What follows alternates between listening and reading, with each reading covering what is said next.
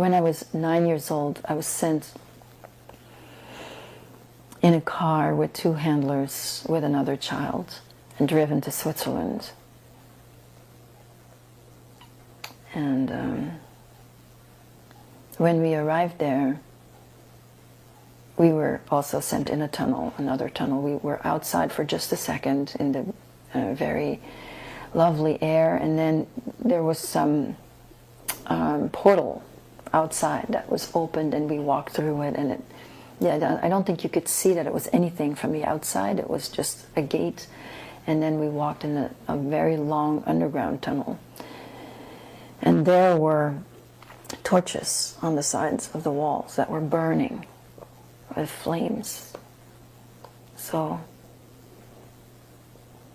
we got to the end, and the handlers met other handlers there, and then a man came out, and he was a perpetrator, and he decided that it was decided there, those children were brought there for this man. He was American. He spoke French, and I understood French. So he decided that there were 2 children. One was for him to rape, and one was to be sacrificed. And he decided that the boy should be sacrificed. And, well, I knew that boy. I had spent time with him. And he was a little bit backwards. He was a little bit slow. So I felt extremely protective of that boy. And I had comforted him on the way over in the car.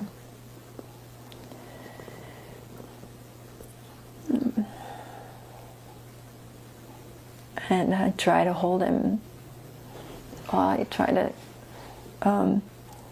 I had picked him up and walked with him because he was tired from the walk, and I held him and I tried to hold on to him.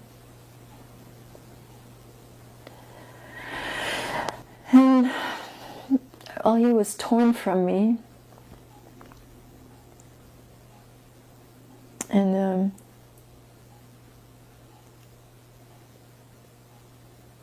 this perpetrator,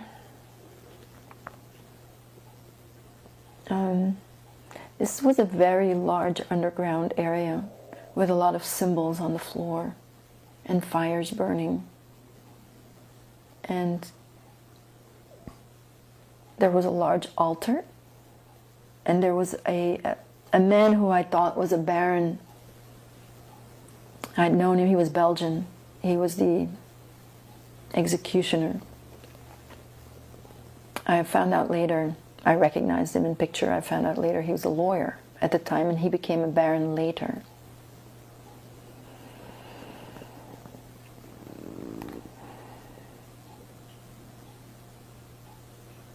So I was made to watch. This perpetrator made me watch while he raped me.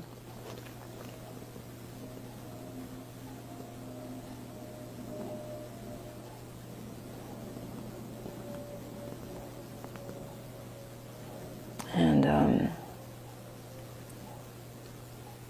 well, that was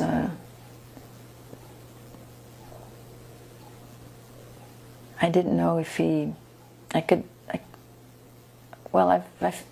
I'd never felt that powerless. I felt powerless a lot, but I felt completely powerless there because I couldn't. He screamed, and I could tell that his screams were exciting the people around, that it made them more angry and more violent.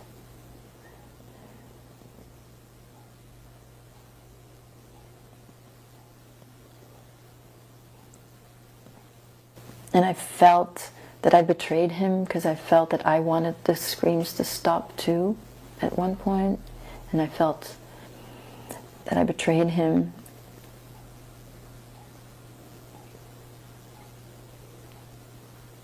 He was 7 years old. And I was 9. And I was upset.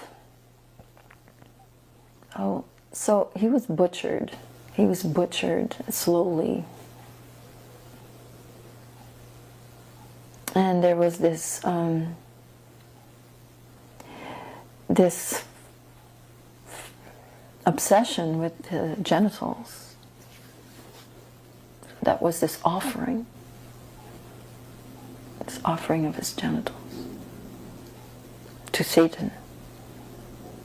I mean, I didn't think of that word at all. It was just everything was black, and everyone was wearing black capes, and I learned later that that was a satanic ritual. And so this perpetrator, I was very upset. And he looked at me threateningly because I got from him that he thought that I was upset because he had raped me. And I laughed. It was I don't know where that laugh came from, but I laughed at I was incredulous that maybe he didn't even think that I could be upset about this child that he saw me hanging on to. Did he actually say to you or suggest? No, he didn't say that, but he looked at me threateningly because he looked like he was getting insecure because I was upset. And if I'm upset because he raped me, then I'm mirroring something that he's doing. Right. And so I got the feeling that he thought that I was upset because he had raped me, and therefore I'm a threat. And I laughed because I had been raped many, many times by then. That's not why I was upset.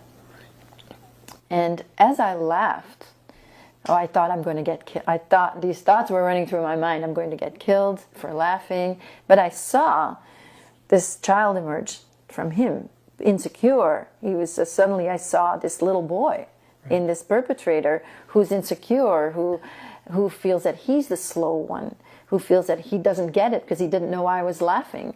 So that he was now insecure and feeling that he didn't belong with the big kids. I got all this information in this moment from looking at him as I laughed. And then I told him, no, I was not upset because I was upset about the child. I was not upset about you.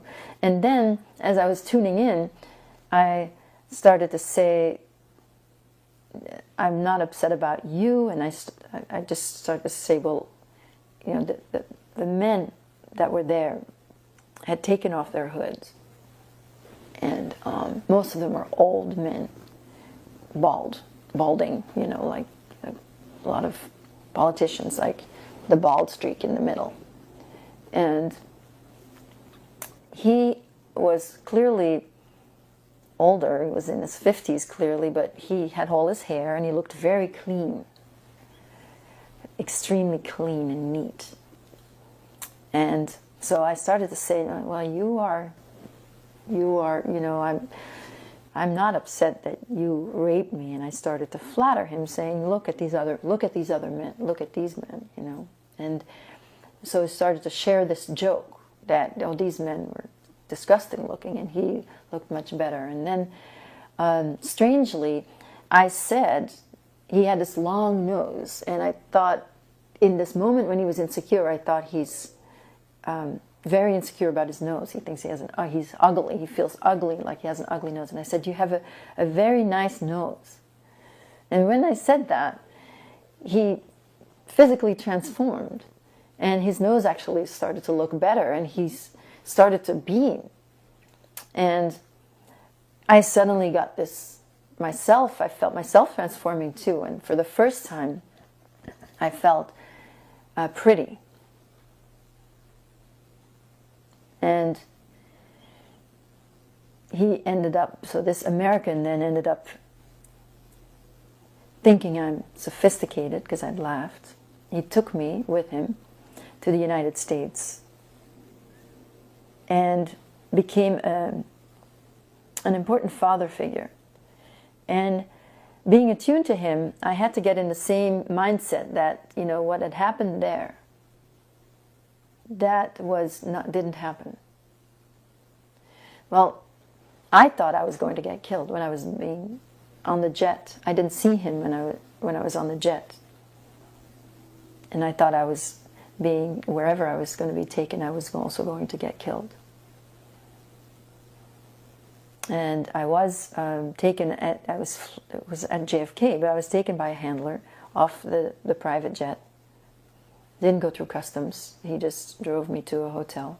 He put me in a room, in a brown room. So I thought for sure I'm waiting here to just be killed. Then the handler came and got me back, put me in a car, in the back of a car where he was waiting. And he greeted me like, you know, he was really happy to see me. So I spent this time with him, and he educated me about several things. He showed me his way of life. He took me to several of his houses, New York City, north of New York. I met his staff. He just brought me along everywhere we went.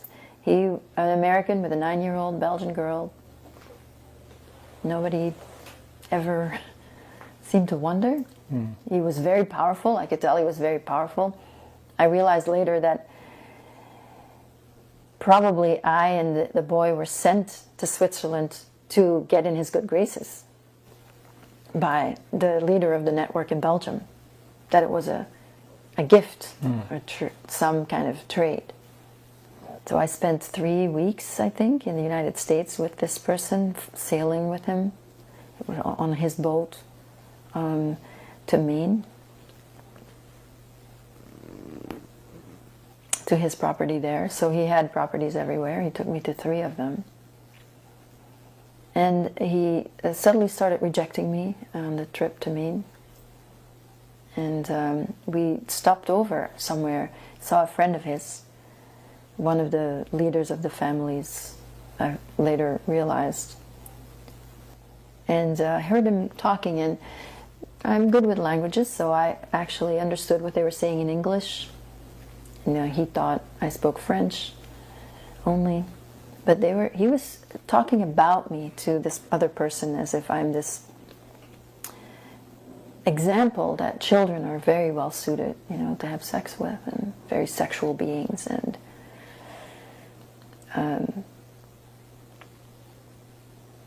it's part of what I think is the agenda, sexualizing children and just not recognizing the innate innocence of children. So he was demonstrating that through me, that I was so adaptable, and that clearly, you know, I was the proof that this was a good idea, to have sex with children. And he bought me a dress. He taught me what good food, I mean, I ate very good food. He taught me how to eat it. He taught me about art.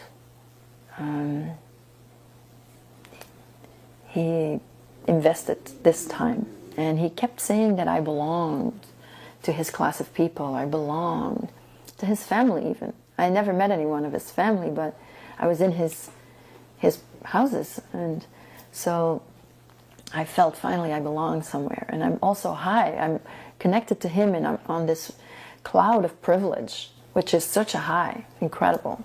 So that alone, you don't need any drugs. You know, just feel like you're above the world, above everything and everyone, and everything was so clean and so beautiful, you know.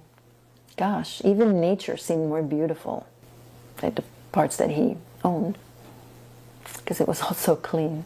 Right. And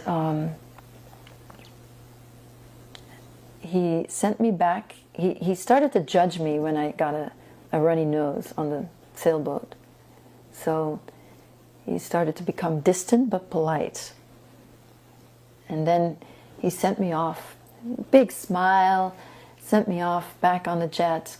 But he stayed. He was going to see me again. He sent me off to, the jet went back to Switzerland. 선악이다. 선이 뭐야? 손이 손이지. 악은 악이 뭐야? 악은 악이야!